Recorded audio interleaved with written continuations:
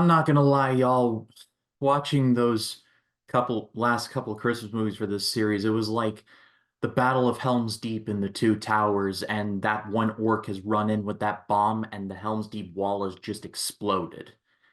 But then, riding in from the east, comes Arthur Rankin and Jules Bass. Santa Claus is coming to town, baby. Santa Claus is Coming to Town was one of the famous Christmas specials from Arthur Rankin and Jules Bass. If you've ever owned a television with at least 5 channels, you have seen Rudolph the Red-Nosed Reindeer or Frosty the Snowman.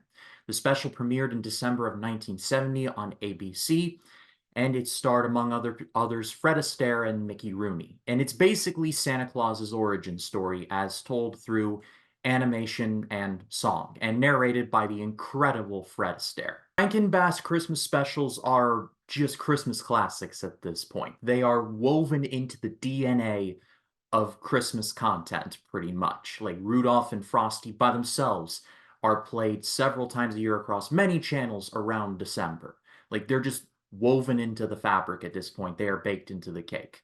But I had never seen Santa Claus is Coming to Town up until this series.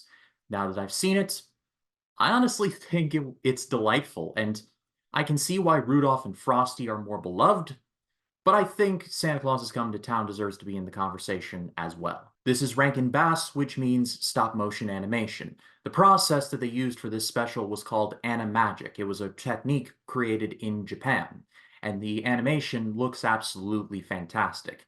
Because of technology and 4K televisions and all that, you can kind of tell some parts were it definitely has not aged the best. Like, for example, we see Fred Astaire get his own animation, and he looks unsettling at times. Like, the design low-key kind of looks like Mac Tonight from those old McDonald's commercials in the 80s and 90s. Again, kind of unsettling at points, but it's Fred Astaire, so it works. And because this is Rankin Bass, that means there is trauma. Oh boy, there is trauma. In my research, I found out this special was actually edited for content several times throughout its lifespan, specifically from Freeform, who is formerly known as ABC Family. They're known as Freeform today. They edited out a scene in which Santa is captured by the Winter Wizard, and he has to jump out of his cage to escape, thinking that children will see that and think, oh, you can just jump out of anything to escape.